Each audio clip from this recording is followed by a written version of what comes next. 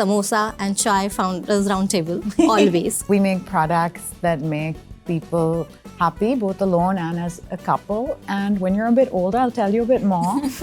Creating clothes that help women look and feel their best and feel more comfortable in their skin and just celebrate and accentuate their curves. We as women try to prove it all. No, I can do this. I'll be working till my 9 months. I'll start working the day, you delivered and everything else, because we are in the business of, showing up. But I think what we require is an empathy towards ourselves. I was making a product just for the rich and elite and saying that if you can't spend as much, then you don't deserve to eat better. The 3 things you need to make sure you can pay before you look at marketing, etc., is your salaries, your taxes, and your rent. And if you've paid those, you can sleep at night. Some of the big legacy players have been robbing consumers for so many years, and the consumer did not know. 68% of consumers prefer homegrown brands and they prefer to buy from their own channels. So why not actually support the Indian brands who are also making in India? People didn't have access to locally made excellent products, and today we have I think some of the Indian products today are better than some of our breads, better than croissants I've had in Paris. Honestly, sometimes the quality globally doesn't even match up to some Indian brands. What a time to be an Indian consumer. Has AI actually been a part of your journey of building your brand? All of the amazing marketing or campaigns or cool things that other people are doing, you can only do that if you can sustain your business.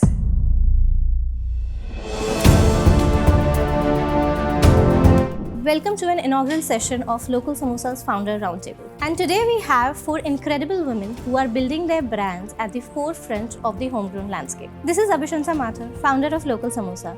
Join me as I get into heart-to-heart conversation with these amazing founders. Welcome and namaste. We are thrilled to have you all here for Local Samosa's Founder Roundtable. Though because of the format, we are saying it Founders Roundtable, but it has to be Samosa and Chai Founders Roundtable, always. That's our rule. I'm thrilled to have you all here. We have Aditi, we have Hanna, we have Leeza, and we have Lavanya on board with us. And it's a pleasure. And the day we are shooting, it's Women Entrepreneurship Day. And so glad to have all women founders here and cannot have a better alignment than this. Before we start getting into serious kind of stuff, talking about business, funding, etc., I wanted to talk to you about some simple things because I'm a new mom and my mind often goes back to simple things, clarity kind of conversations. So if you had to explain your job and work to a 5-year-old, what would that be? How would you explain it to them? So, Aditi, I would start with. Mine is super easy because I would just tell them that the cookies that you love, Mama bakes them. It's the easiest thing in the world for me to do. Right. Hanna.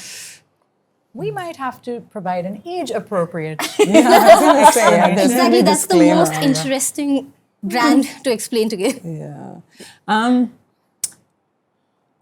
I think we talk a lot about empowering women. I mean, I'm a founder of a beauty brand and a personal care sexual wellness brand. A lot of the work that I see myself doing every day is about women and making them feel good, look good, be their best selves.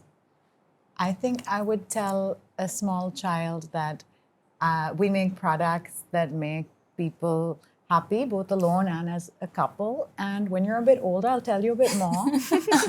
But there's no shame in what I do, and I'm very proud of what I do. I'm going to use this clip to show it to my son when he grows up. You can always hire her for a private consultation. Whenever such conversations will come up, I will definitely have Leeza on this.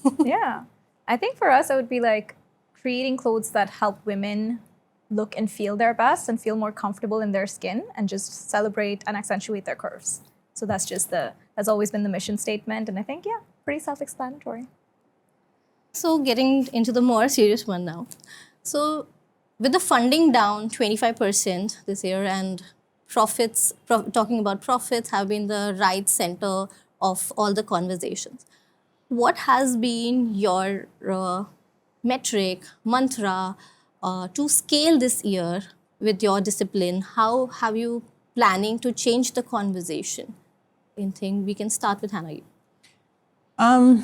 I'll be honest, as a founder, building sustainably is always something that we've, envisioned for ourselves. I think full disclosure, right? Like Leeza and I, neither of us come from money. I think we've seen, money growing up as a scarcity or as something that you don't take for granted, that doesn't fall from the trees. And when you have it, you take care of it and you treat it, you plan with it, because there will be times when you don't have it. So I think if you build your business in a similar way, then you will not worry so much about the funding cycles, and ultimately we achieved profitability a couple of months back. We're about just a little under 2.5 years into our business. Okay. So I think, for us, that's been a huge milestone as a business. But like I said, at the end of the day, fundraising, et cetera, it allows us to scale, but it doesn't, it's never been a way for us to scale beyond a point where it's not sustainable. Yeah. Lavanya, anything to you? Sure. So I think this was something I actually spoke with Local Samosa about previously as well. It was a lesson that I learned post my first fundraise when we went through Shark Tank, and there was like a lot of interest, everybody wanting to invest in the company. I think for a lot of especially young founders, it can feel very maybe jarring, not knowing what you really need to prioritize, especially if you get a lot of attention onto your brand very quick, and you have a lot of voices coming in being like, okay, you should do it like this or like this. You can burn this much and be fine, or do this, and like this is how you should target it.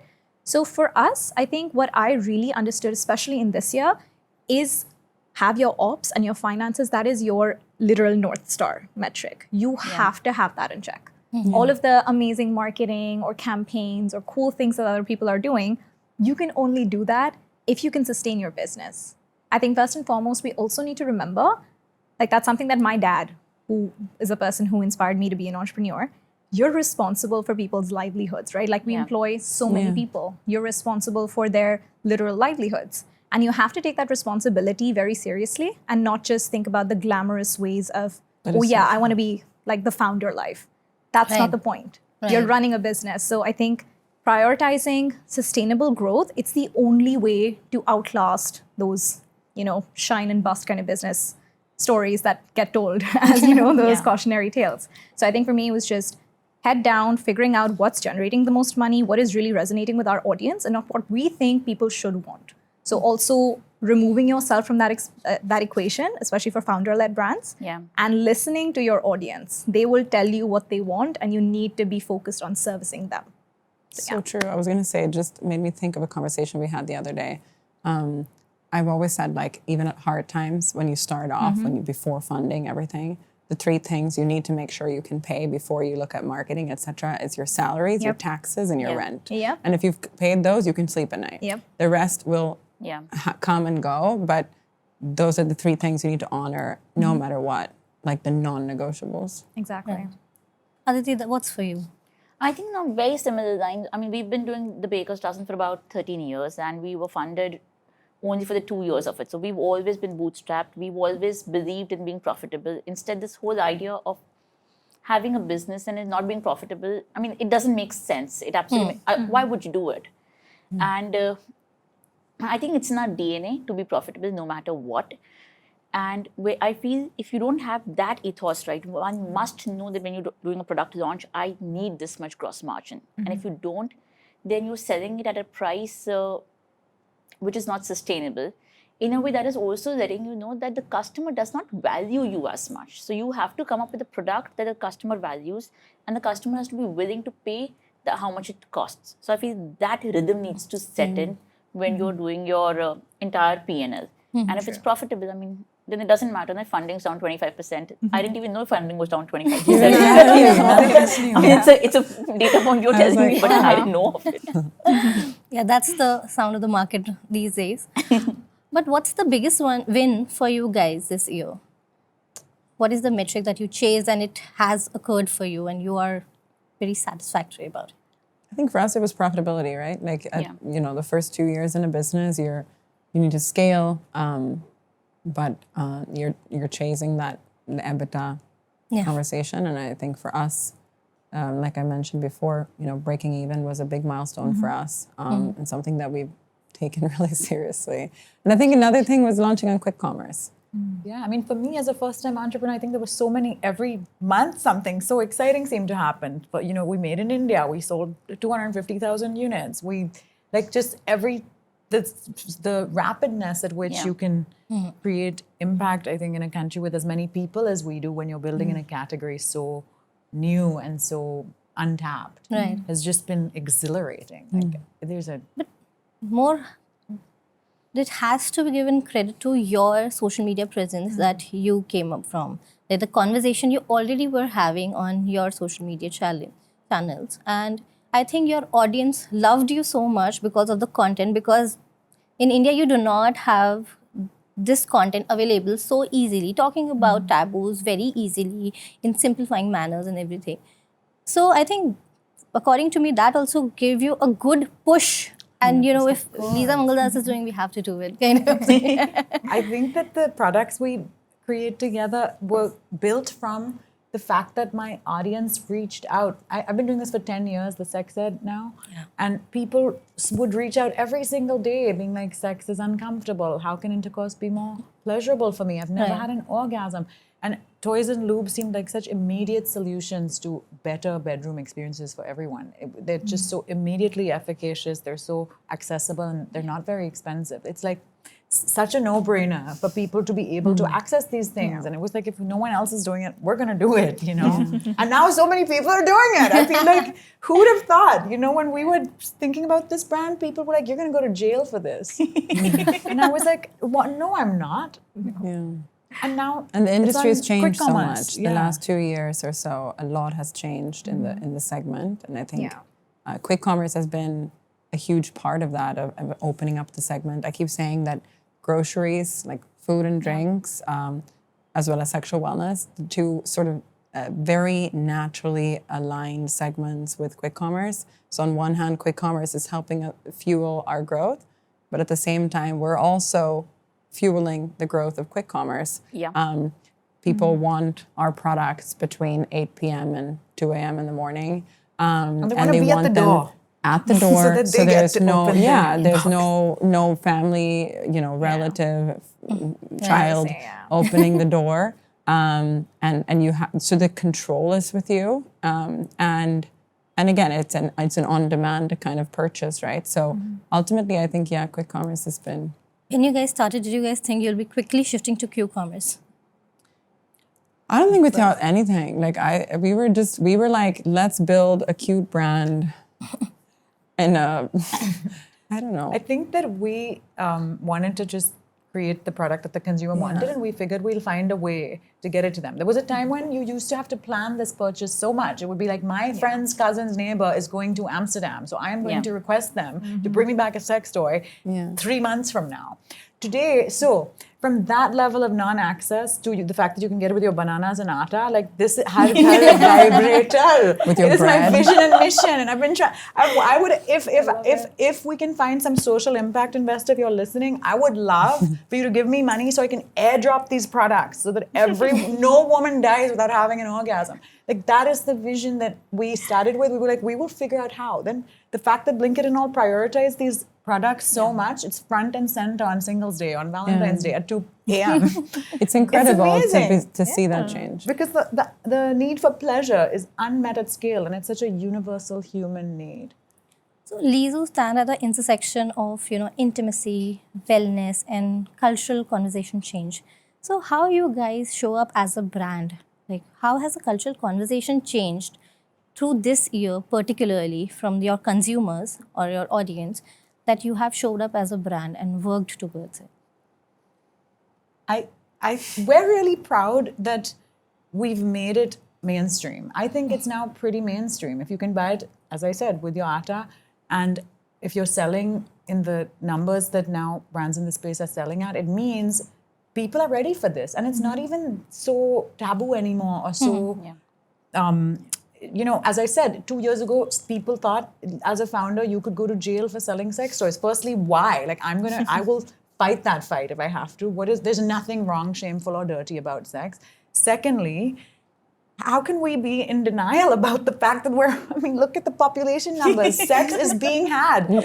People deserve lubricant. We deserve to be doing this in ways that are comfortable and joyful. Yeah. And so I feel like when there's a need and there's a clear problem being fixed, and success also normalizes. The fact that there's a brand and it's on the platform, it's getting awards and it's on, people also feel more comfortable entering the space as entrepreneurs, buying as consumers. Like it's win-win for all if the supply and demand is being met. Yeah. Right? And I was going to add to that and to say that I think we talk about this often that men, pleasure comes more naturally to men, or they're feel more entitled to pleasure.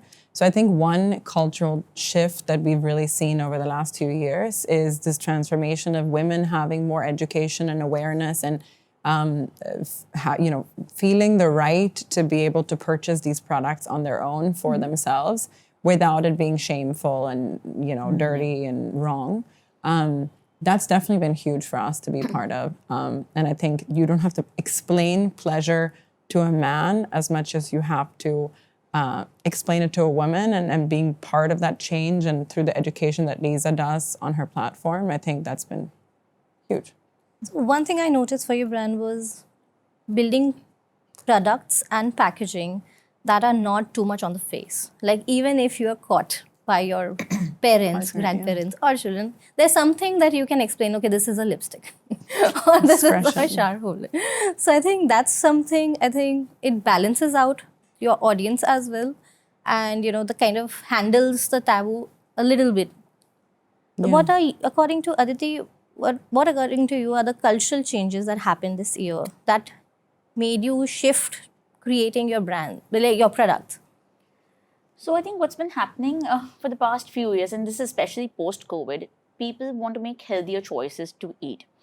And what we are trying to do at the Baker's Dozen is to ensure that every time you want to indulge, you should be able to have guilt-free indulgence. And that is what we are really doing in whichever category we are in, whether it was the bread or the cakes or the cookies, that we're not telling you to not snack on cookies. Please do. But when you're doing, let me take away the nasties from it, which could be a palm oil, which could be maida, which could be sugar.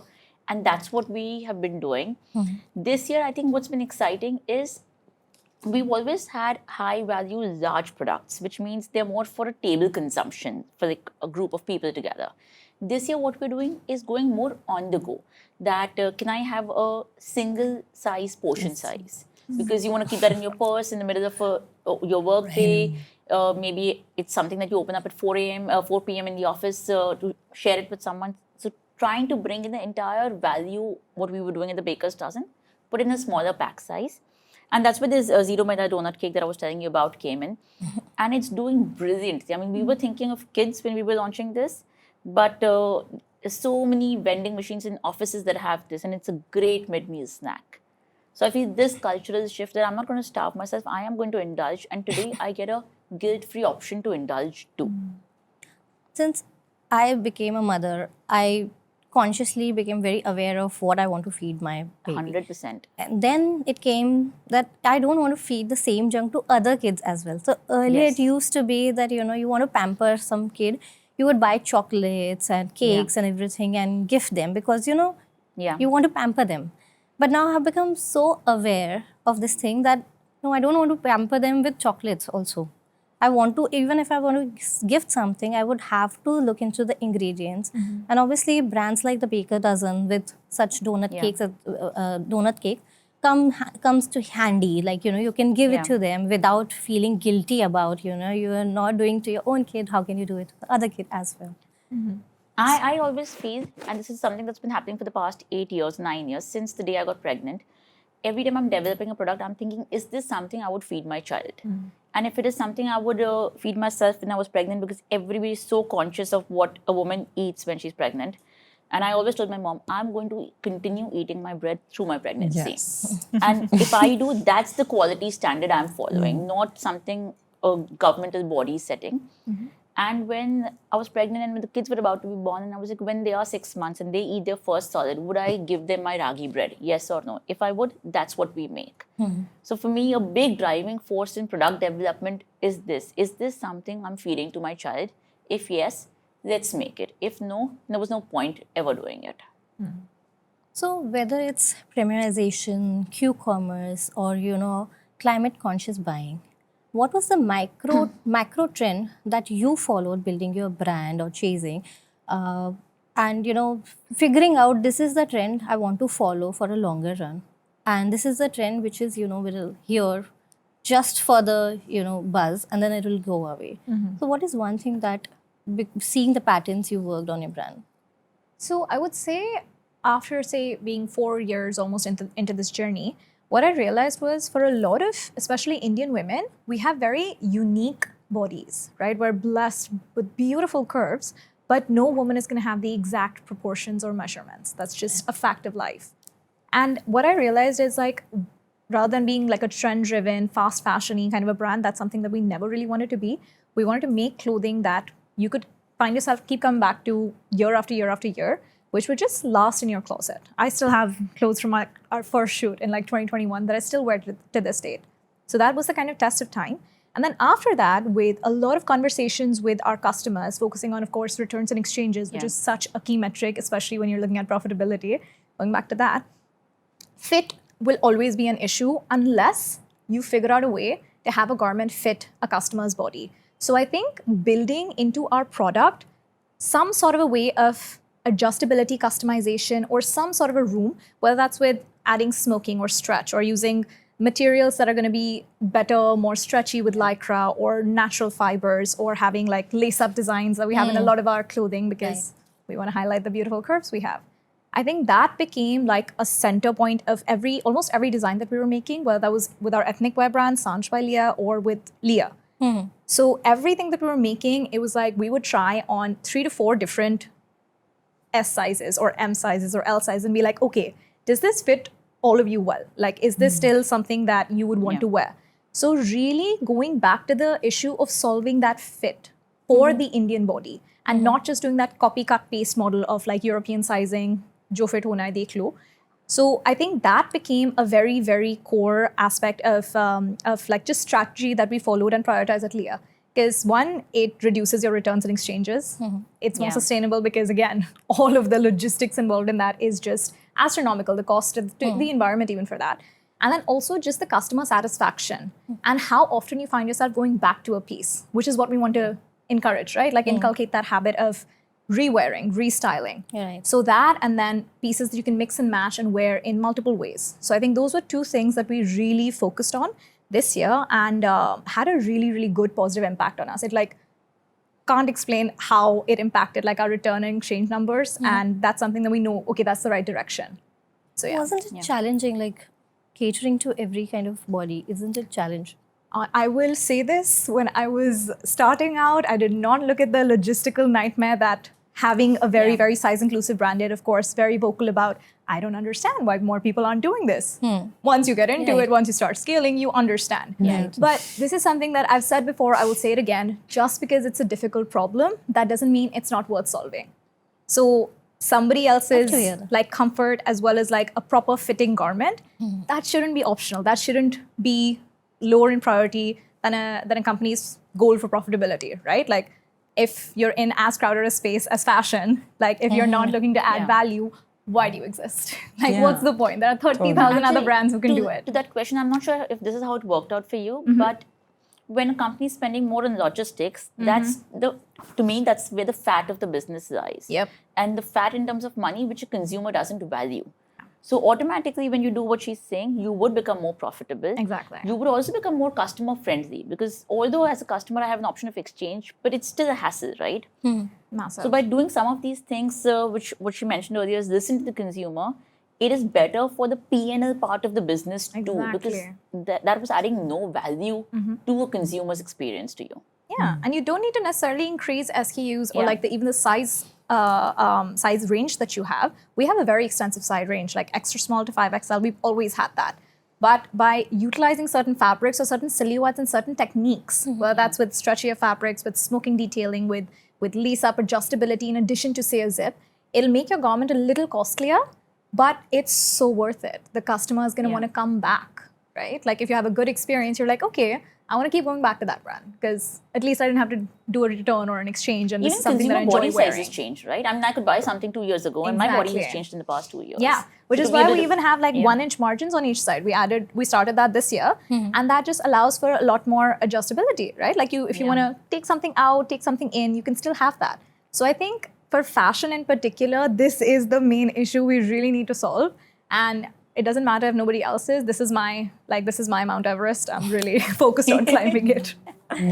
Totally. That's great, but coming to like with quick deliveries on the go, even for fashion, I didn't even imagine it that it will happen very soon. But in the fashion industry also, there are quick deliveries that are happening. So don't you find it difficult to cater to that kind of audience who want things very quickly? So I would say that QCOM has not been able to penetrate fashion in the way that it has been able to, say, groceries or sexual wellness products or products that are size agnostic, even beauty, whatever it is. With fashion, the biggest thing is how are you going to manage your inventory when there are so many SKUs? Yeah. I'm not even going to get to lingerie or something like that. Yeah. But that's the reason why it's been a lot slower to see the kind of boom This that in beauty. other categories have, Yeah. because there is just the logistical cost of maintaining that level and scale of inventory to Right. achieve that kind of efficiency as it has for other categories. It's near impossible. So that is something that people are trying, but what is being prioritized there is like essentials that can be almost free size, right? Like, well, that's basic tees or like socks or like, shorts or tracks. So with our particular segment, which is like more occasion wear, more like formal wear, and slightly more premium, QCOM just seems like more trouble than it's worth at the moment. It's just like the logistical nightmares that we were talking about. It's going to cost so much to build that infrastructure. And I feel like it just encourages overconsumption, overspending, and like you really don't need like a formal dress same day. It's okay. I can give you express shipping and have like the warehouse set up where you can get it within a day or so. But I don't think it's something that needs like 30-minute delivery as It's opposed a to planned the other. purchase, right? Yeah, it is like a it's planned the same purchase. for beauty. It's Exactly. like you oftentimes even do your research and like ultimately there's multiple steps to the actual ultimate buy. Yeah. So I think quick And you commerce. gotta try. Like, how do you? Unless you can have maybe like a try and buy solution, which you can streamline by just allowing people to try the size of a brand to know what they would fit into. That is something that I think would be really valuable. If that is an issue that we try to solve with QCOM, which is just allowing for like at scale, at home trials, not for individual styles, but just for size certainty. And then, of course, with the movements of making garments be exact, have that consistency, you can have a more sustainable model to have an adoption of quick commerce for fashion. But I don't think it can look like what it does for other categories, in my opinion.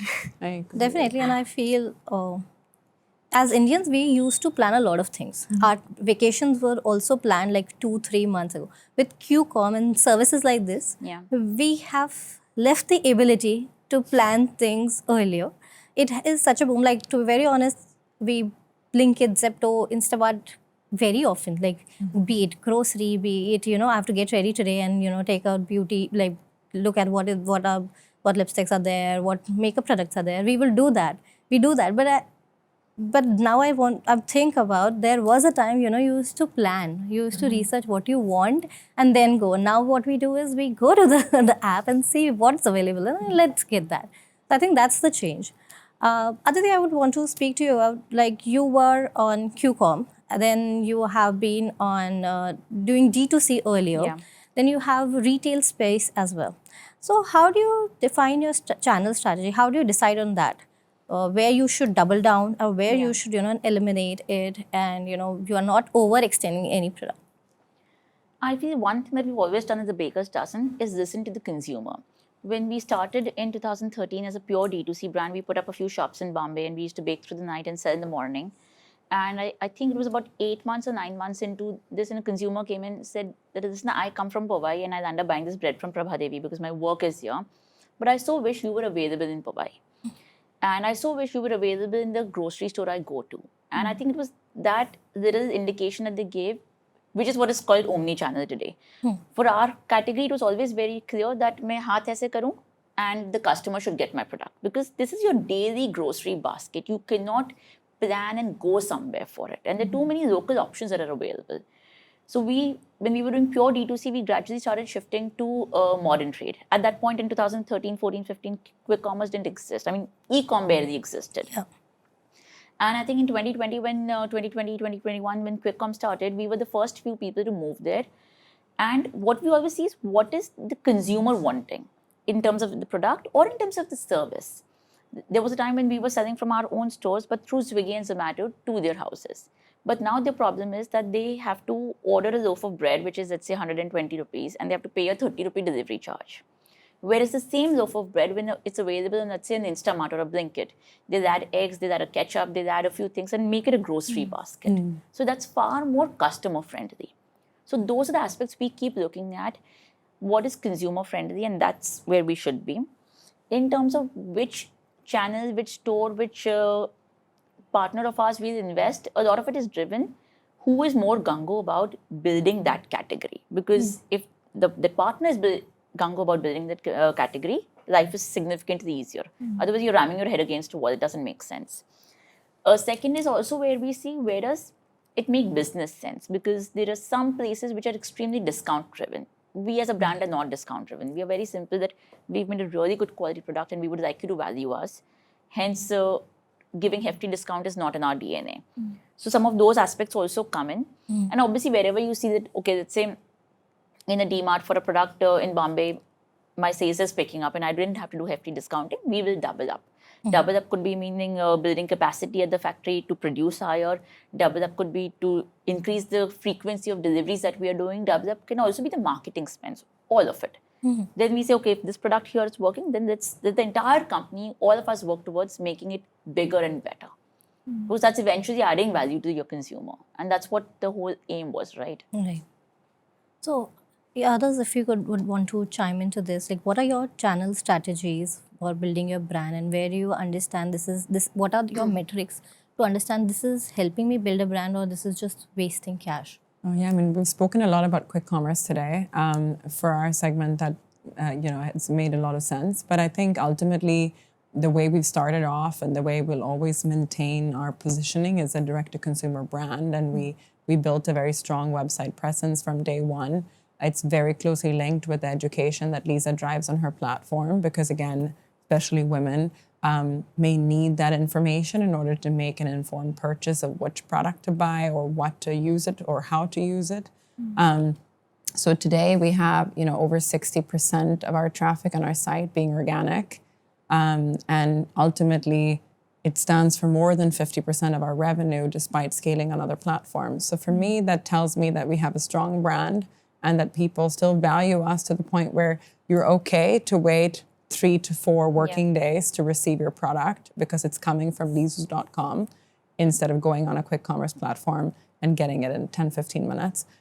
So the beauty of having that, I really appreciate being able to, the distribution and how it's enabled our brand to scale. But I will always be a strong advocate for building your website and your shop, your storefront in a way that represents the brand equity that we, all the hard work that we've put into building a brand.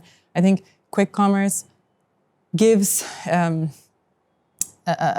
lot of opportunities also to kind of like faceless brands. So unfortunately, there's also a lot of crap out there, brands that don't necessarily have any brand identity or that exist or brands that just exist piggybacking off of other brands.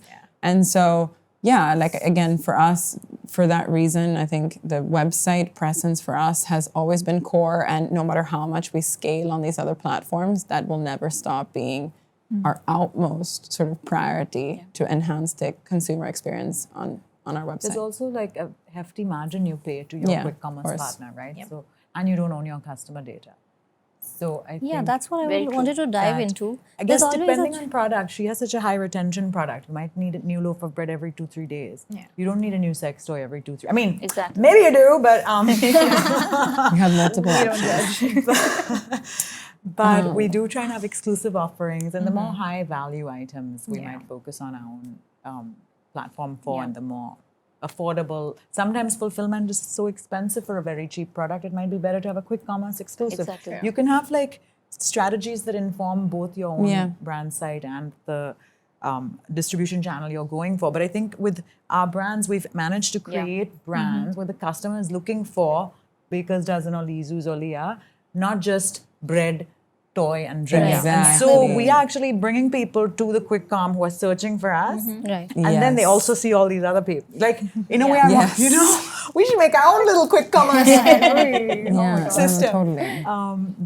But there's a give and take, but I think you shouldn't ignore your own brand for the sake of distribution if you've been lucky enough to create brand pull rather than just relying on discovery on a platform. 100%. For us, D2C is more than, I think, 65 to 70%. And that's like, again, that's the brand value that you drive. Like yours is such a founder-led brand. Your content educates people, and that's like your customer journey, right? Like that's the funnel. So even for us, I do a lot of like content, even on Leah, we do a lot of like customer featuring content. We do a lot of influencer content. We're working directly with these people because we've worked on building these longer term relationships and associations, right? Like that even say for marketing agencies can't create, or even with quick commerce or like even with marketplaces like a Myntra, Nykaa, etc. You don't own the customer data. You don't know why they're coming to you, what their experience may be, unless like, they reach out to us personally. So I think the biggest focus for any D2C brand always does remain your own e-commerce storefront, because margins are so beautiful if you have fulfillment and logistics all in place. So that you can't let your brand go. Otherwise, the copycats and just like the random ones that are there who are piggybacking off of your success, they're gonna maybe win out in the price war, right? So I think the branding and your D2C, it really has to be top notch. Yeah. So as you guys mentioned about not owning the data, so there's always been a chatter, visibility or knowing your customer. So where do you guys find the balance of it? How much can you, extend? Like this discussion we are having with this D2C or quick commerce, I feel it's extremely, first of all, category led. What is it? I mean, I cannot say I will have a D2C brand because you're not going to go on a website to get a loaf of bread. That's simply never going to happen. And the other way around. Now, the way I think about this is that if I'm on a quick com platform, first, you build a brand that the customer should ask you for your brand over there. Second is when you're there, what's the problem of the consumer that you're really, really solving? If you're being able to solve, then some of these challenges go away. But building the brand is most important because that's what the consumer is really looking for, and which is why you would not get into a price war, because a consumer saying, listen, if Aditi's bread is more expensive, I'm willing to pay. Why? Because I know I always get the same consistent product. So I think that understanding needs to be there very early on in a brand. Absolutely. Yeah, 100%. Like with fashion, you see so many, it's like the most universally known meme, right? Like what you saw online versus what you got in person. Every country, every people has a version of that. And thanks in part to like really cheap, quick, fast fashion. And that's something that I was very vocal, like very much prioritized first and foremost was one, quality, and then also the imagery that we put out there with our e-com. It wasn't just like the standard like white, indistinguishable from anything else, like white backdrop, very harsh light kind of images. So it was definitely very stylized. It had a brand like language and identity that you could be able to recognize that, oh, okay, that's a Leah product, because we're not doing logomania here. But unless a customer knows that what they're seeing is what is going to be delivered, and that can be done really exceptionally through your own website, right? You can integrate a lot of video content, a lot of like UGC, influencer content, and that builds that trust, especially when someone's buying a slightly more higher price point product. Then even when they see, like if they're looking to buy, people love getting occasion wear from us, their birthday dress, they do not want that experience where like, oh, the day before, this is what I've received, and it looks nothing like what we ordered online. So building that trust so that when someone sees you in that search for like, birthday dresses or like graduation dresses or like bridal shower dresses, they will trust your brand first and will want to give, say, more weight to your brand when making that purchase decision. So I don't think visibility by itself can work without building that brand identity. So, 100%.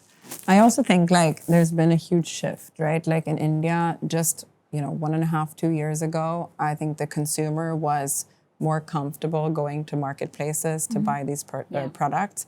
I think through, the changes of like e-com enablers that have, ultimately allows us to have same-day delivery even from a direct-to-consumer platform, and this like sort of India proud mentality or cultural shift of like now you put your made in India, Very important, notice So on your important, I agree. listings on Amazon. Like 2-3 years ago when we started off in my beauty brand, we ultimately were saying, designed in Sweden, or like even if it was made in India, we were kind of highlighting that. And then now it's moved towards this whole like India proud, made in India, local manufacturing. Right. And a lot of that you can sort of highlight on your website. And I think with the shift of consumers primarily initially going to marketplaces, but now actually being comfortable going on to a direct-to-consumer site, the question of visibility is like slightly less relevant than what it was initially. Yeah, I recently read a data where it said 68% of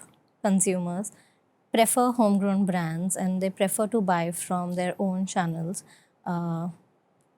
Be it if they're paying, they know if they're paying a little higher price than the usual counterfeits, but they're okay to do that. Now they want to support homegrown brands, and that's a 68% I think a lot is of a it is also huge trust, number. because what's happened is, I feel some of the big legacy players have been robbing consumers for so many years, and the consumer did not know. It's only in the past few years where they've become more knowledgeable, and they were like, oh, we've been robbed all this while. We've been thinking a whole wheat bread meant there was no maida in it. We assumed that when you were giving me this shampoo, it was good for me. So now, once consumers kind of, you break that trust, it's very difficult to get back, which is why they like homegrown. And all of us, even if you look at our dadis, nanis, they always preferred tailor-made, homemade, all of it. Now, you and I can't really do this, so we're trying to find who's the closest I can get to my dadi, nani making it for me. And that's why I think that trust and saying, okay, this is as good as homemade, but it happens to come with a certain ease. Yeah, and like if you look at even with fashion, now there's so much more, like, so much more of a spotlight on all the couturiers. They are making in India. Yeah. Like my dad was in export my entire life, right? Like wherever we would go traveling internationally, the first thing if I was shopping would be like, okay, check the label, made in India or made in like, so it's almost like there's this packaging of luxury, but where that luxury is coming from, there was no transparency on that. And now customers and consumers, they really want to know, what are we paying for? Who is making this product? And what conditions are they working in? Yeah. Right. So to deliver this convenience to me. Right. So I think when you get that, oh, this is where it's all getting made, why are we paying like a 10x premium to have like a Italian design house or like a French brand deliver that same thing to me that is getting made in India? So why not actually support the Indian brands who are also making in India? Yeah, totally. Interestingly, you mentioned about price. So Leah works in the segment of being a premium, bold fashion, even, the kind of outfit that every new age person would obviously want to have. So how have you defined, even the pricing, they feel it's good for them. So how do you define that you are creating value for your customer and, this is the price point which is right for you? So I think, of course, our gross margins, profitability, that always has to be there. But there's also a renewed interest for me to understand what a customer is going to be willing to pay for the product that we're delivering, right? Like what we were discussing earlier. There needs to be that value add where a customer feels, yeah, it's okay, I'm okay paying this premium. So you really got to justify it. You can't just charge an egregious amount without backing it up with quality and service. So for us, I always tell my team, whether that's our backend, logistics, production, whatever it is, even our customer service, people are coming to us for their special occasions. That comes with a lot more responsibility attached. So I think being in that premium category in such a price-sensitive market with so many alternate, cheaper, options there, you really have to double down on the quality that you're delivering and also I would say the emotional payoff as well. Because I wore one of our dresses. I was out in Chicago. I'd gone with my brother. And I think 7 or 8 women were just like, that dress is so pretty. And it was just like, where'd you get it? Or it's just a feeling that only women understand when you're just in a piece of clothing that just makes you feel like $1 million. So you can't really put that kind of a price point to it. So I think it's also understanding that you're not just delivering a product, you're also trying to deliver a feeling. Yeah. Right? With D2C, why do we nitpick over packaging or like, you know, the messaging, the branding, because you're trying to deliver delight to your customers. Right. If your product or service, it's not delighting your customers, why would they want to come back to you? Right? Like there's so much going on, especially in today's day and age, especially if it's like for a special occasion. People want to feel special. They want to feel delighted. They want to have you go that extra mile so that they remember that. So I think that's how we try to understand delivering quality and also that experience that the person is looking for, because they're not just coming to us for a random value, right? Like it's not just a need-based purchase, it's a want-based purchase. And when you get into that territory, you really have to understand human psychology and incorporate that into your offering. So what are the frameworks that help you price better? Where it's not just, you're not chasing discounts. Even the consumers are not waiting for the discounts or codes, there will be a sale or there will be a, Flash Friday where I can buy. So how do you what is the framework in your mind where you create a price point for that? I fully concur with the conversation earlier that we do not want to be a discount-led brand either, because you can't be a premium brand and a discount-led brand. It's an oxymoron. You can't really exist in that way. So I think for us, with pricing, what we try to do, something that has always been a part of our ethos, is we try to also do small batch manufacturing. So we don't do like, if we're going to get like thousands of meters of some fabric and create a style ki itna bana diya, ye beechna hai. Like that's not the idea. What I like to do is test out, we buy a lot of export surplus fabrics that you end up getting top quality at much better price points as well. And we test out the silhouettes and the understanding of like what people are really liking from us. And we create that in small batches. Test it out. If that does work, if the fabric, we can source it again, of course, we go buy it. But otherwise, we also do other renditions of it, like different prints, different colors. So keeping the cost of like your raw material really, really controlled, because a lot of people you don't know where to look. And there's a lot of like places where you're just paying an unnecessary premium that you're then passing on to your customer. So being pretty wise in how we're spending our money without compromising on quality, and then also not being insane with the margins that you keep, right? Like you have to have that balance of volume and value, right? Like, so you can't have, say, a 10x or like 90% gross margin and be like, oh yeah, if we sell this much, it'll be fine. But then who's going to be wanting to buy? So it's also a very keen understanding of the willingness to pay and what we need to price it at to be a viable business. So also we speak to our customers a lot as well. And we do a lot of AMAs and just like conversations through our social, since we are a social driven brand. Right. And we asked, okay, what price points are you guys looking for? Post Shark Tank, everybody and their mama was like, why are you guys so expensive? And we realized that for that entry-level customer that does want to buy into the brand, but maybe doesn't have the purchasing power to afford a dress worth $5,000. We created a category called Leah Essentials, and that's performed phenomenally in this year. Even for Sanj, we created Sanj Light.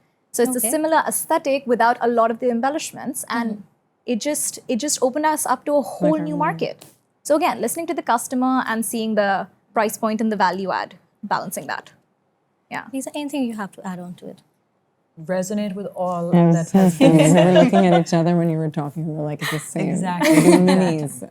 Love it. Great company. I'm in great company. I think it is so important, that delicate balance between recognizing your worth, but also recognizing your customer's ability to pay. And at least with to some extent, what all of us have spoken about is wanting to delight your customer and wanting to allow for everyone to experience this delight.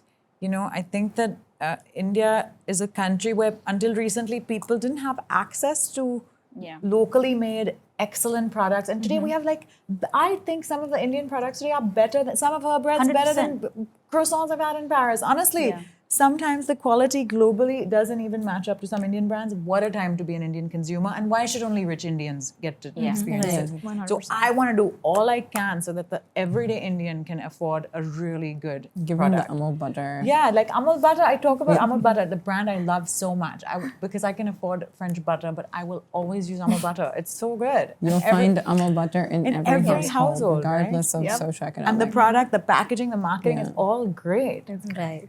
So that's the consumer we're designing for. Or at least we hope to have, like she said, essentials tiers that allow for people to enter, even if they can't afford your most expensive product. There should be Right. something Something for that them. does delight them and they can afford. Yeah. And allows them to buy into the brand so that once, because they'll also grow, so they can grow Exactly. with your Yeah. brand. And then once they Exactly. have that affordability, they'll come back to, yes, this is, I really this is love where I this want to spend thought. my money. I really love this thought of thinking, hoping consumers will also grow. Yeah. And they you have to will. let them Yeah. try your first product, be it a light. So I think our journey was a little bit different than this. When we were developing products at the Baker's Dozen, my logic was I'm going to make whatever is the best I can, and it's going to cost a particular thing, and whatever I need to make money on it, that's what I'm going to charge the customer. And this is what I think we did for 4, 5, 6 years, and consumers were willing to pay. And about now, I think it was a slightly elitist statement I made at that point, because about 2 years ago, I was in a DMart with my kids and I just looked around and I was like, okay, I can't ever see a Baker's Dozen product over here. And which also meant that I was making a product just for the rich and elite and saying that if you can't spend as much, then you don't deserve to eat better. And it was a very painful thought I came back with, saying that, oh, you were doing everything with the goodness of your heart, but you were hurtful to a huge segment, and that is not right. And I think it is that day when we started saying, let us make for a larger part of in India. And like she said, maybe all products are not designed. There's some products which are cheaper, some products by nature which are more expensive. But this has come into the consciousness of our product development that we want a large part of India eating well, and there shouldn't be any money aspect or wealth should come in when I say that if I want to eat something good or I want to feed my child something good, my bank balance should not decide that. And I feel that was extremely important. And I feel a lot of your pricing strategy comes from a thought like this. And then the rest just goes that, okay, if someone is willing to pay 60 rupees for a loaf of bread, how much should I charge? Like, how much should it cost me? And then, like she said, go better in backward integration. Remove the fat over there. For us, logistics was a big part. Like, logistics is always the biggest fat in any business and zero consumer value add. Right. So you start looking at things like that. With our packaging, we don't do very expensive packaging because the customers just want to open it and throw it. Exactly. So we want it to look pretty, but we don't want it to cost to the consumer because it's not something they can use. Right. So content has been the pillar for a lot of businesses these days, right? Most of the brands, social media, new age brands, content drives the sales, or at least a consumer perception for them, right? So what has been for you? Like, how has it been for you this year? Like, what are the kind of UGC content or content ideas that has worked for you? What has moved the needle? What kind of content creators you have worked with? The audience that you are trying to reach, how has it been throughout this year? I'm going to start with the content. Yeah, the content queen.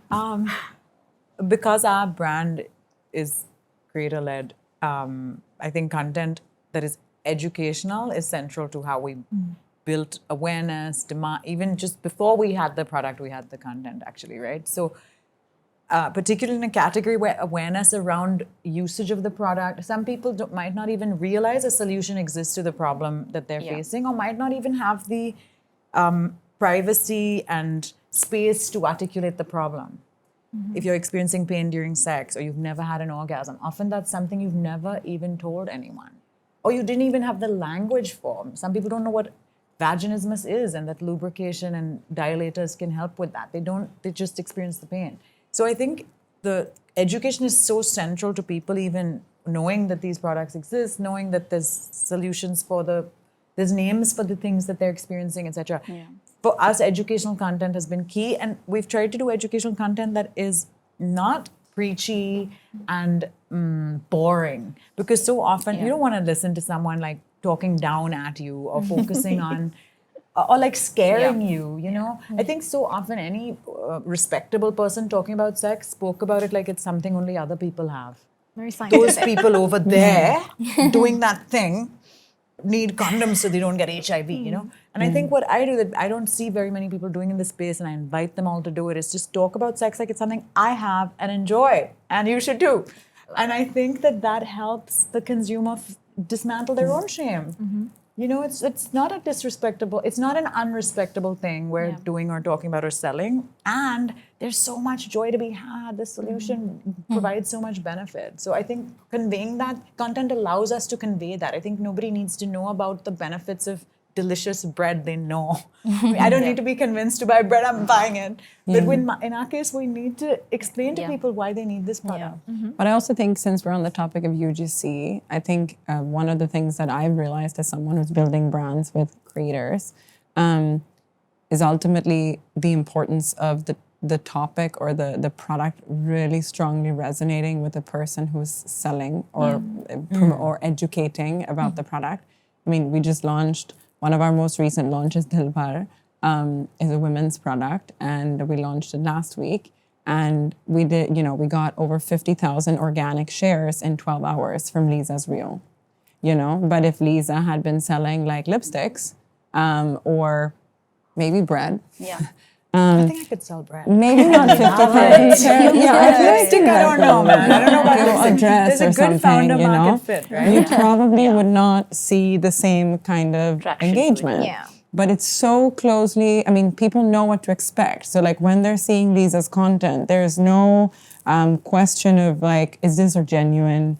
Is she just getting paid to say this, It's like, this is literally her identity, and she's built a career around educating and around safe, hygienic products and the importance of using it, and you'll get a better marriage, and you'll be happier and you'll feel better. And, so people trust that. So I think then you see the power of influencers and creators in a way that otherwise I think you got gets a bit hard long. sell, right? Yeah. And get some random person who's never even used your product to say, use this product. Yeah. Right. Yeah, and so for us, of course, influencer marketing is such a big pillar of like how we communicate with our customers, that and user-generated content. Like what Hanna was saying, it's like there has to be that perfect like trifecta, match. right? Yeah. Like the product is exceptional, it's on the right creator who does it also resonates with their style, with their audience, why they follow them, and even the price point is something that's accessible. Because otherwise you can get a lot of queries and like aspirational bios, but if it's not accessible, if that trifecta doesn't exist, you're not going to get, like, for the lack of a better term, a bang for your buck. And I think organic partnerships there, they make a world of a difference. Like Diwali month for us ended up being one of our best months ever, because we had such a perfect storm kind of come together where a lot of really brilliant creators, some who we were working with for the first time, some who we've worked with for like eons, it just all came together in such a beautiful way where there was so much content being shared. I had like my friends and other people being like, oh yeah, that sari has been everywhere. Oh, that kurta set has been everywhere. Can I get that? And it was people asking, can I get this delivery in like a day or two or before Diwali? I feel like when you get that perfect trifecta, it really requires a very deep, innate understanding of your product, of the creators and who their audience is, if they are your target customer, and the kind of content that you organically let them create. Don't share scripts. Don't be like, mention this number of times, or like, just tag. Like, it really has to be organic. That's the only way that it works. That's like my most frequently asked question, how do you guys do influencer marketing? We don't try that hard. I might be a little biased because I'm a creator myself, so I have very high expectations of, I think a lot of times influencer marketing can be very expensive. And if it's not resulting in sales, you can convince yourself it's resulting in awareness. But I think Hanna mentioned earlier, finding that good fit where the endorsement seems like the person who's talking about the product genuinely uses the product is so important. So we've actually, partly because I am a creator, we haven't done that much influencer marketing yet. With limited spends, it seemed like that's the one thing we have. Right. So why don't we? We would love to do more and reach an even more diverse audience and things, but to start with, that wasn't our priority because we had me. Right, definitely. But UGC is also great. Customer-generated UGC is amazing. Employee-generated content for us is huge. Right. Because I think the type of person who chooses to work at a sex toy company is passionate about the vision and mission too. Yeah. And it's been such a win for me to get more and more people on the team opt in. Initially, they'd be like, what if my mom sees this? And then, 6 months in, they're like waving about the dildos and very proud and being like, I gave my mom a pyari or something. And it makes so much of a difference. Even what you were saying earlier about, it's not just about, you're building this business also because there's something that you are driven by that's more than just money. Definitely. And for me, the EGC is like on a personal level, such a win. that the whole team's putting their face out there, even if their grandma sees them waving about a dildo, they're cool. I also think the relatability there is such an important factor, especially for the Indian market. I think influencer marketing in general tends to work better in, say, the West, in Europe, US, etc., where you have a more similar sort of socioeconomic, like your influencers are speaking to a similar audience. They're buying like road skincare and also like shopping at Sephora, and they're also, whatever. So I think ultimately in India, because the segments are so vast and the audience are so broad, like it only works if you are working with that price, where you're really working with price in mind, right? So that the TG is really resonating with the product that you're selling and also the price point, because again, the Indian consumer is a price sensitive one. So yeah, I think when deciding who to work with, more than reach, more than engagement, more than anything, it's like, is there that fit? Otherwise, there's no point. I also think, like, from the perspective of, say, more of an aspirational product, if we're doing, it also really helps to have that trust be built in. Because what influencers, creators in particular, the biggest value add, in my opinion, is their trust and like their relationship that they have with their audience. Where, like, if Leeza, you're saying something to your audience, they're gonna believe you. You don't have to be like, because I would never lie to them. Exactly. So, like, I think identifying the creators who are authentic and have that kind of a relationship with their audience. I sometimes joke about this. There are a few creators that I absolutely adore working with, because it's like a casual thing that I said, but it's like, I don't know what they're feeding their audience, but it's their audience trusts them and like does really get influenced by them so wholeheartedly. You see it in your numbers. Like, I don't think views and stuff that matters as much. I love to see shares. I love to see like the number of like inbound messages and queries that it generates. I love to see how widely it's saved. I love to see how many comments are there asking for links or price. Right. I think those are more real, like those are not the vanity metrics. Those are the ones that are really telling you, is this a sensible business decision for you? Because we can be in fantasy land and be like, oh yeah, this is giving me awareness. But we're not at that level where I don't think we're spending as much on just brand awareness. The goal is, like we spoke about, profitability, conversions, and sales. So you really have to understand whether or not that creator is one, has that relationship with their audience, and two, does authentically wear or utilize products that you're selling. Like, of course, you wouldn't maybe work with like a creator who has their entire personality around being a little more puritanical, right? Because that would just not make sense. So if it really has to have a personality, relationship, and I think authenticity fit, and then I think you organically see results. Like, and for months on end, we've literally seen that. And I think those are the things you really need to prioritize to create that trifecta that we were talking about. Aditi. So for us at the Baker's Dozen, when we started in 2013, that's when social media was really not as active as what it is today.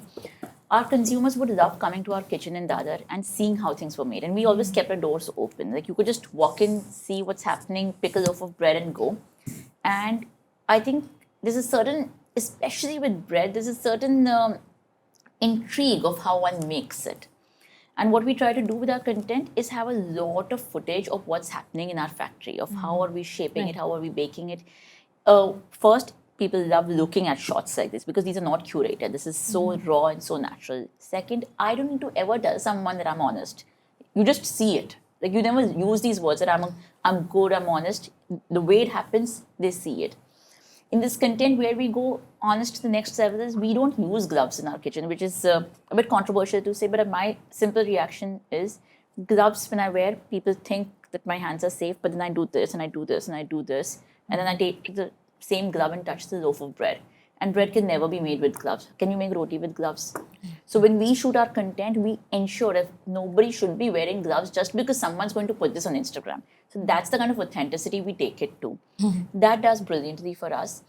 Second thing that works is, especially for the sourdough category, consumers still think a lot of sourdough is fancy bread, occasion-led bread. You could eat a sourdough, like just bread, butter, toast every day, dip it in your tea, or make a desi Bombay sandwich, green chutney and beetroot and pyaz and all of it. So we do a lot of recipe content like this. And when we do recipe content, we try to get regional recipes. And it is over there we try to use regional micro-influencers to bring in that authenticity. So instead of me telling someone how to make a Andhra-inspired sandwich. Let me find a girl in Andhra who's making a really good one and ask her to do it for me. So we try to bring this authenticity throughout, and our influencer strategy is also a bit led by that. How authentic would that recipe be if that person made it? Yes, I wanted to speak to you about that the Baker's Dozen is integrated or it has penetrated into tier 2 cities as well. Yes. So what kind of content creator does that show into your content creators as well? Like, are they also the part of like the content creators from tier 2, tier 3 cities are also part of your content We creation have journey? content creators from tier 2 cities, but having said that, the sales that is happening more in tier 2 and tier 3 is not necessarily because of the content. It's more because of the performance marketing that we're doing on the point of sales platform. Okay. Because honestly, when a brand has to pick and choose where to spend, point of sales branding is the first thing you should spend on. And then your influencer marketing. So our tier 2 is still strongly driven by first, if you go on a Blinkit, let's say in a Lucknow, and you look for a banana bread, it should be available in stock, because if it's not, no amount of branding made a difference. So first, get your operations right there. Second is we do a lot of ad searches on that point of sale. So if you do not know my brand, because a lot of discovering of brands is also happening on these platforms, right? So when you type bread, or when you type a cake, or when you type a cookie or a whole wheat cookie, my product should come up. So for us, the influencer marketing hasn't gone to tier 2 as yet. It's still for tier 1. Tier 2, this is how we do it. Okay. For you, Lavanya? I think what I really resonate with the idea behind BTS content as well, because for us, building that trust again, premium product, aspirational product. I used to just first year of Leah, it was me, myself, and I doing everything. So it was just like going out with your iPhone and just being like, this is how it's getting made. Like, this is the cutting process. This is the fabric that we're using. This is how our tailors, how they're stitching the product. Why it's so expensive. Like actually educating the customer with really raw and authentic content. That also works so well. I 100% agree with that. And I think on the penetration into tier 2 and tier 3 cities, for us being that premium product, I would go back to that the point that we were discussing where you don't want affordability to determine accessibility. Exactly. I 100% so truly believe that. We've had like DMs coming, college kids being like, oh, I've been saving up for 4 months and I really want this to be my birthday dress. I'm so excited to wear it. And that's so heartwarming, but it's also kind of a little heartbreaking, which is why like that entry level price point was so important. Yeah. And what I'm honestly going to be taking away from this conversation, what you said about the point of sale marketing, like for discovery, I think that's a really, really interesting point. And that's not something that we have invested in as much, especially with marketplaces or different point of sale systems that we have. But I think I really do want to crack and become accessible to tier 2 and tier 3 as well. It's going to require a little bit of maneuvering on price point to ensure that accessibility and affordability is provided. But I do think the feeling that we're looking to deliver with our products, I don't think that should just be for people who can afford to pay for it, right? So I really do want to at least impart that feeling for everybody to feel their best, to feel amazing for their special moments in their life. How has your content journey has been? Like, as you mentioned that you were the only person taking content, BTS content. You must have evolved because so much has the in Instagram or algorithms or social media has. So what is that one content piece or idea that works for you? I'll be frank, for all of the fancy videographers and everything that we've created, our best performing content is still those iPhone videos that we do in our studio. I kid you not. Those are the ones that go viral. They have those millions of views and people love it. I don't know what it is, but that is what works. It's just, I think a lot of times, especially in the premium category, we get so much in our head, right? Like we want to seem cool to the people who we think should buy us. And I feel like, you want to create that sense of like, that FOMO. You want there to be that desire to access. But you also, then you end up really excluding such a massive part of the population where it can't just be like, if you know kind of a club. I think what this kind of content does is open it up to a wider audience of the billions of people we have in this country. and really makes them buy into like, okay, maybe they are doing something authentic. Yeah. Ye fake to nahi hai. This is real. This is how they're doing it. It becomes more believable because I think in the world of AI and technology and all these apps and slimming apps and face tuning apps and whatever, Right. right? Like the consumer does not know what's actually real anymore, and there's many brands that are actually using like AI imagery and stuff for their models. So I think the idea of having a home curated video or just like a video shot in your office with someone who you can resonate with wearing that product or using that product is so much more powerful than your studio shot.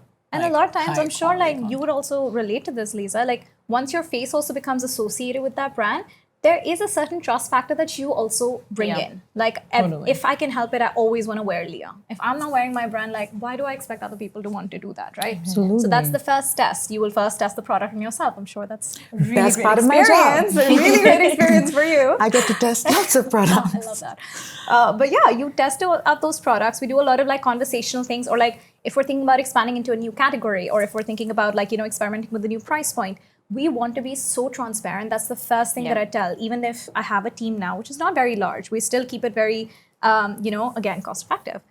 But it's such an amazing team that delivers on every point that we need. And we create content that really invites people to come into and be a part of our community.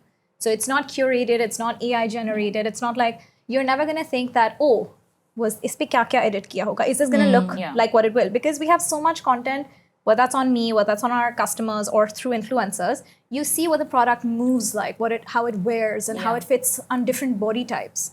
So that is what's going to be the true impact on the buying journey, right? Like you see that and you're like, oh yeah, that will look good on me as well because I look like her, or like, okay, this is not curated and edited and I don't know if the lighting is studio lighting and, face tune. So yeah, this is actually going to look good in real life in person because at the end of the day, you are selling a product. So in the influencer marketing, there is a conversation that's keep coming up, like sending one product or asking 10 influencers to try your one product. And, they keep on changing. Like today they are, endorsing one thing, tomorrow they will be endorsing the other thing. If you have to build a trust, one is the founder. The other is if you pick one influencer who matches your vibe, and then you have a long-term relationship with that influencer or content creator, that actually converts more into sales because the customers keeps on saying, firstly, they're saying there is a one-time collaboration. They are seeing, okay, they are building a trust. They know about your brand. There is an awareness. The next time again, they're saying, okay, so they start to believe that you are using this product and, you are a repeat endorser of the same. So I think this is also coming up with, rather than going and fetching for different and various categories of influencers, having a long-term relationship with even a fewer ones works really well for brands, especially for smaller brands. I actually disagree to that purely because what we are trying to do is we are saying this is for everyone. And we actually want a variety with our influencers. Right. And this variety means not just different people, but different backgrounds, different cultures, different cities, different age groups also. Until about 2 years ago, we used to think that people are anyone who's making a health conscious choice is buying baker's dozen, and this person was usually 35 plus. Last 2 years of all the customer data and experiences we've had, we've realized even a 23-year-old or 24-year-old is buying the baker's dozen because they have been raised with this value set that I deserve to eat well even if I'm not earning enough right now. I was raised differently. We were raised in a way that you make some money for yourself and then you buy good things. Yeah. Until then, you manage with Fashion Street. It's a bit like that. And so I feel our product is flexible across age groups, across price points, across different regions of the country. So our influencers need to reflect that because what is it that we're trying to say in our influencer marketing? That this is for you also. And you is 1,000 people, right? So for us, I personally feel the other thing works better, and it makes it sound more authentic too. So you can have a mix of, you suggest that you should have a mix of influencers from different. I think it's a different thing for each brand, and like I've been saying this entire discussion today, all the decisions that we take at the Baker's Dozen are extremely consumer driven. Whether it was the product they wanted, the price point they wanted, the grammage they wanted, even content is consumer driven. Right. Some of it is metrics like awareness and engagement. Some of it is the FGDs that we do with them and try to understand where do you discover a product and what is it about Baker's Dozen that you believed in. So we built further on that. So I feel the answer is not one generic answer which is applicable for all brands. It's different for each, and you have to figure out what works for you. Right. Like for us, it would be what you suggested. Those longer term relationships, because it is like that slightly aspirational product. Right. And I think there, your product quality really comes into play. Because when you're building those long term relationships, it's not always a commercial one. You also have organic ones. Like we have so many creators, fabulous creators, but we see that they keep coming back to us whenever they need outfits for any event. Like they're like, because one, it's not just the product they've used previously, they've really enjoyed. They end up giving, like, if the product is good, they're going to give you amazing content because they're feeling themselves in it. Right. And then if the experience of like getting that to themselves, the logistics even matter with creator management, right? So if you can do like really quick timelines, customizations, and deliver a phenomenal product, they're going to keep coming back to you and they're going to share their real authentic experience, which is a really good experience with the audience. And if that happens time and time again, at least for our brand, that has worked exceptionally well, especially with those 4 or 5 creators that we've just had those relationships with. Because then every time it's just like a better effect, like it comes back 2-fold, 3-fold, 4-fold. So I do agree though that there should be further, diversification. And as we grow, would love to fully do that, especially when we're targeting tier 2 and tier 3 cities. But investing in those good relationships for people who have worked really well for your brand. Right. I don't think you can put a price to it. It's really, really valuable for business.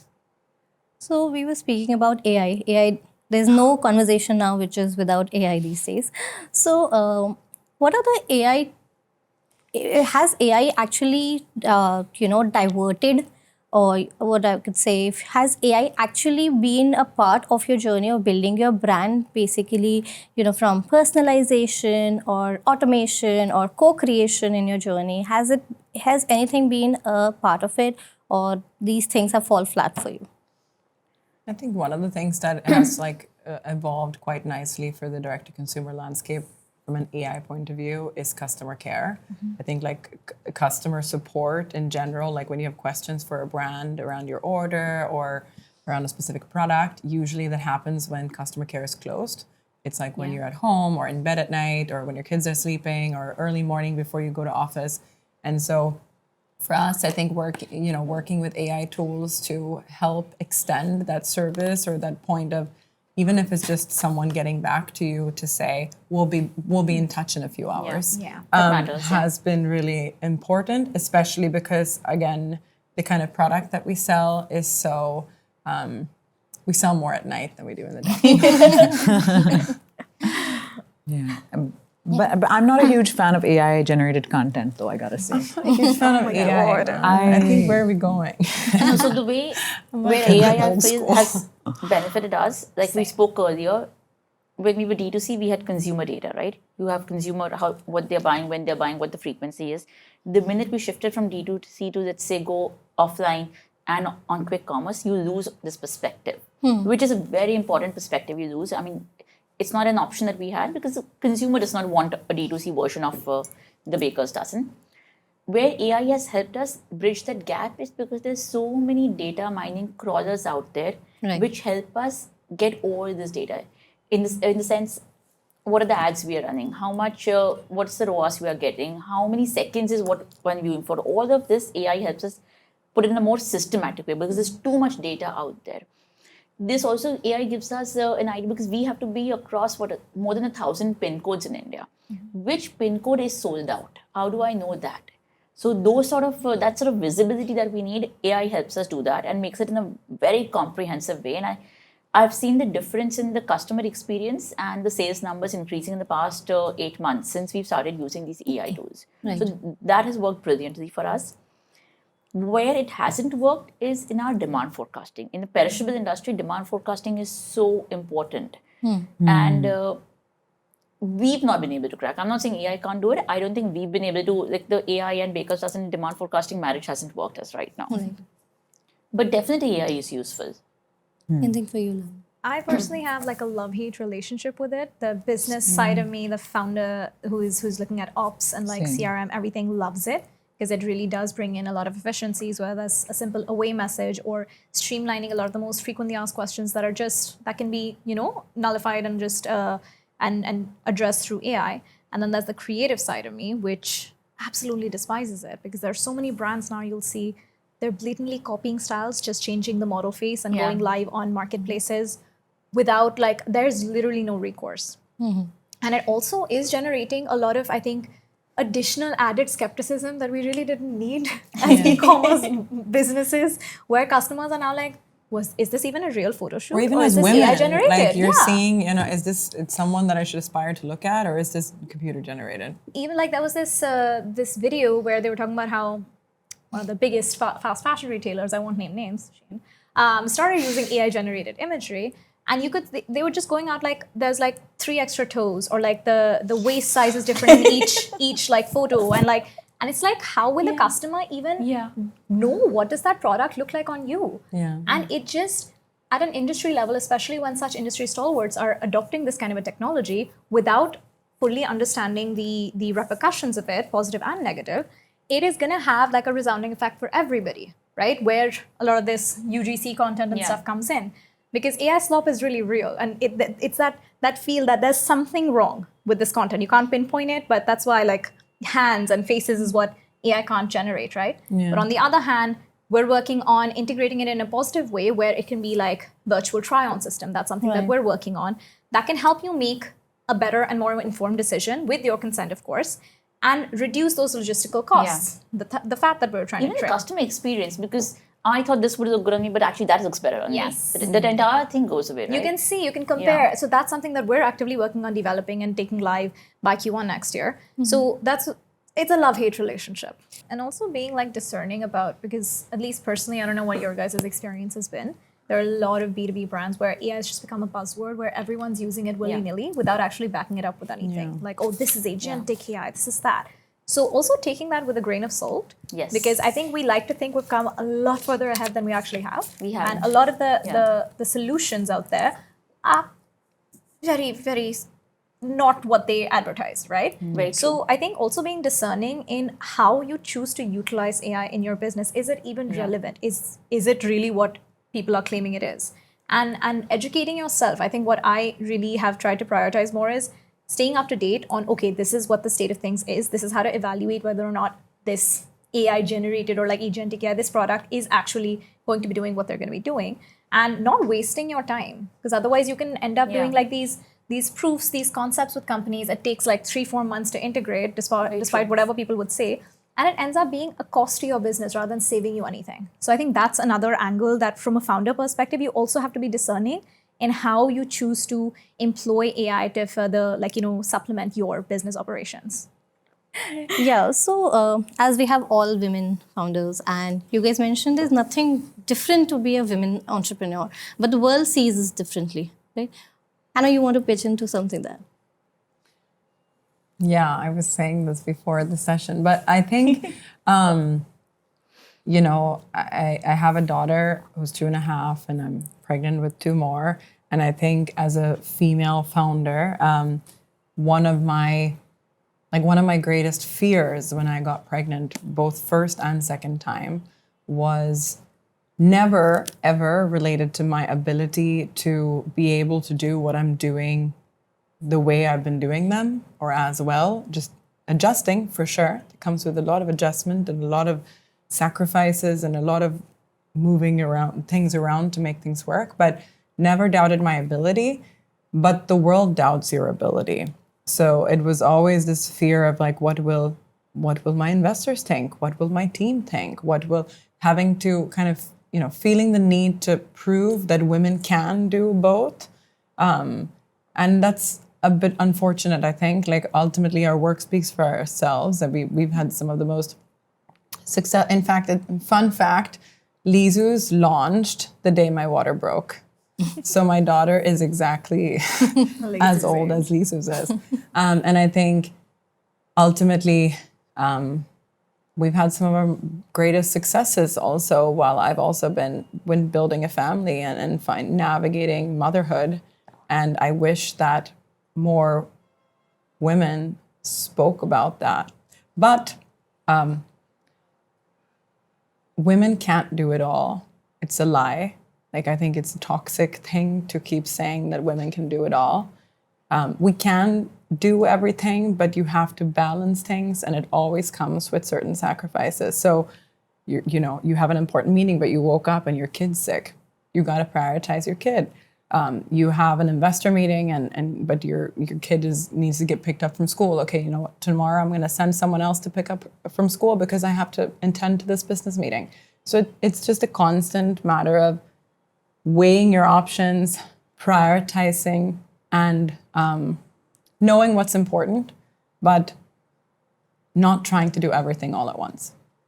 I really resonate with thought because we as women try to prove it all. No, I can do this. I'll be working till my 9 months. I'll start working the day, you delivered and everything else. Because we have to prove. Because we are in the business of, showing up. So we have to prove. But I think what we require is an empathy towards ourselves and an empathy from others as well. That it's a difficult journey that we are going through. And our body, our mind, our emotions, everything needs a rest. And the person you are bringing into this world also needs your attention. Because we are trying to do everything, because we have to prove everyone that, this is not going to stop me, we over-challenge ourselves. And at the end of the day, and we say, we are drained out, we are going through a lot of emotionally, mentally, it's being tough. I think that's because we are being part of it. We are also part of a reason to build that on us. See, like as a founder, and I'm sure you can also speak on this, but I've never been able to take time off because when you run your own business, unfortunately, you can't switch on and off. But I think creating an ecosystem around you, right, regardless of what that is, an understanding employer, a team where you have a certain rapport with, where you say like, I'm not available during these hours, but I will be available at this point in time. Or whatever it is, structuring it in a way and creating an environment around you that allows you to be able to do both so that you can take breaks. I think sometimes it's funny because I keep forgetting that I'm pregnant. And I think that's maybe good and bad sometimes. But I think I definitely have felt throughout my both pregnancies this like kind of need to prove that I don't have to slow down and nothing's really changed. Yeah. I'm almost like feeling emotional saying that because so much has changed, right? Like your body's like going through this crazy amount of hormones and you're growing 2 lives and you're constantly nauseous and hungry, but like you're supposed to just like show up and like and nothing ever also happened. I've been going to, investor meetings and pitches where I'm like wearing baggy, bulky clothes because I don't want the conversation to be pregnancy related or like the fear of like, are you going to take a break and are things going to slow down because of you? So I think, again, creating that ecosystem and the structure around right, so that you can be allowed to do both, right, to have both, because it is possible. because we can't shut off one easy. thing. That's true. Yeah, I wouldn't want to also, like I love my daughter, but I would, I love my work too. Right. And I think that's a huge part of postpartum depression, like that women give up who they were before. And I think one of the reasons I felt great throughout my pregnancy, and I understand this is a completely, individual topic and very personal, but for me, the reason I felt great throughout my pregnancy and postpartum is because I was the same with lots of tweaks and adjustments, but never stopped being Hanna. And I think, unfortunately, not everyone have that ecosystem and structure to be able to do both. And when that happens, you have this feeling of having to give up who you were. And I think that's a scary place to be because we're mothers, but we're also a lot of other things. Mm-hmm. Lavanya, you would want to add to something? Being a women entrepreneur, I really which don't doesn't. have as like, I mean, honestly, that I have goosebumps with, like, I Yeah. think the authenticity with which you shared that experience, I would really appreciative that you opened up that way. I think you're doing phenomenal work, of course. I guess more from a younger entrepreneur's perspective, I know a lot of people try to be like, oh yeah, you know, it doesn't matter, or like, you're just going to do what you're going to do, you're not going to be treated differently. But I think we've all known from a very young age that that's not the case. Yeah. Whether that's someone in university explaining the same point that you've said in a different manner, trying to claim it as their own, or maybe needing a professor to even call that out, or going to investor meetings and just being like, okay, yeah, here, you go hang out with the other female founders, or not really being given as much of a platform to air your thoughts. I think my biggest belief is I love to take up space, even if it inconveniences other people. I feel like now I get some sort of like a pleasure out of it. I was like, Great. even if you think I should be quiet or like not be expressing my thoughts or opinions on this, of course, always have them be informed opinions. Like, educate yourself. Only speak when you have actual knowledge or some value to impart on it. But I think taking up space is really, really important as a female entrepreneur, especially. And also not getting dissuaded by maybe the mostly male investors not understanding the value out of your product that is aimed at women's needs. Yeah. Because you maybe don't understand that market, but that doesn't mean it doesn't exist.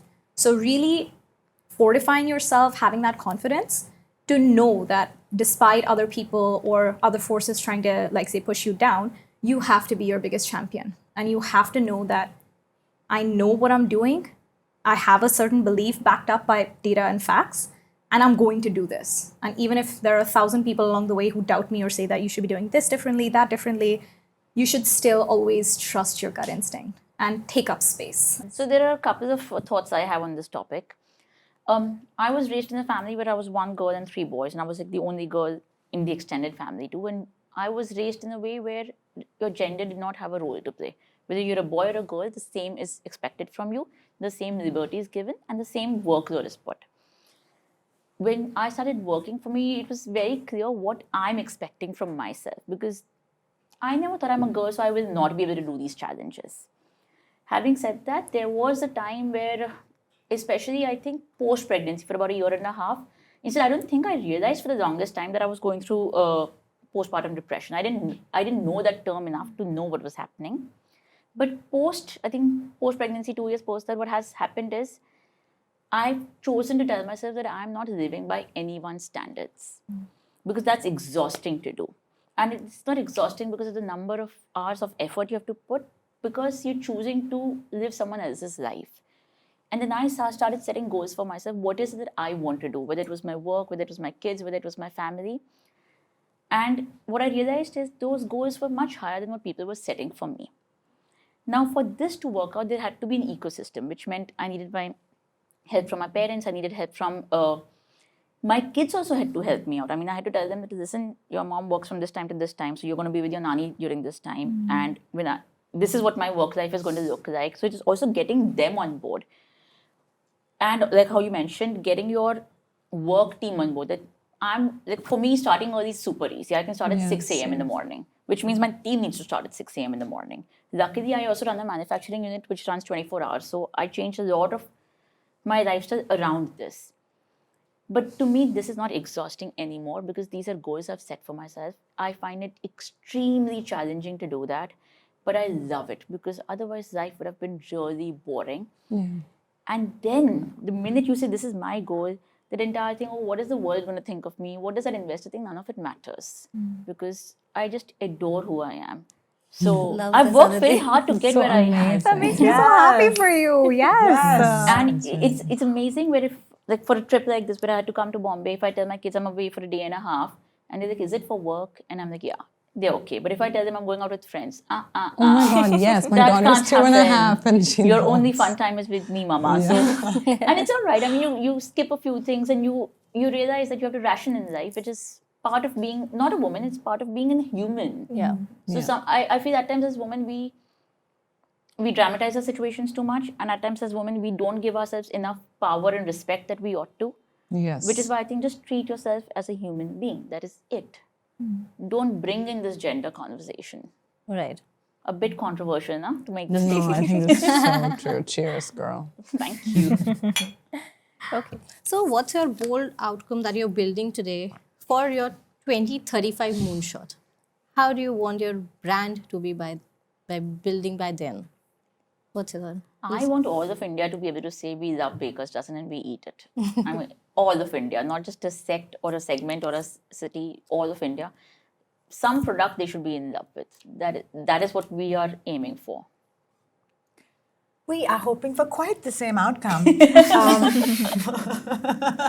We want Indian bedrooms to have Leezus in their bedside table drawer, but we also hope we can be an Indian sexual wellness brand to the world. Yeah. I think that no one's expecting India to build in the sexual wellness space on the global Right. Very true. Global scale. scale. Yeah. And I think it'll be really special for all the reasons that people don't. I think people. I don't know. The West has underestimated India for so long, and keeps thinking that somehow developing countries don't need things like pleasure and whatever. But I think we're doing such Definitely. amazing stuff, and whether it's bread or, I think of a lot of what we're all doing is actually pleasure. And so I hope we can all do this. Actually, be loved across India and be recognized globally, even available globally. Lavanya, for you. I think the goal was always to make women kind of fall in love with themselves a little bit more every time they try our products or like see themselves represented and just really truly feel comfortable in their skin, in their bodies. Never to have that experience of like, oh, is there something wrong with me that things don't fit? So I think I would love to have that feeling, that comfort, that confidence be imparted to everybody and just play a small part in that. What's your brand energy? Oh, I think it's unapologetic. It's taking up space and being just authentically you. It's always just that. You get? Unashamed. Joyful. Honest. Being honest always. Okay. Thank you so much, guys, for being here. It was lovely having you here. It was a wonderful conversation. And I'm sure the audience would have something to take away from each of your journey. It's been delightful to have you here. Thank you. Pleasure was It ours. was so nice. Thank you for all the food. It was I have amazing made talking to you. notes. I have I'm really going to go learned home and so talk to much my from you team guys. to Like, cut the I've learned logistics so much sauce. today.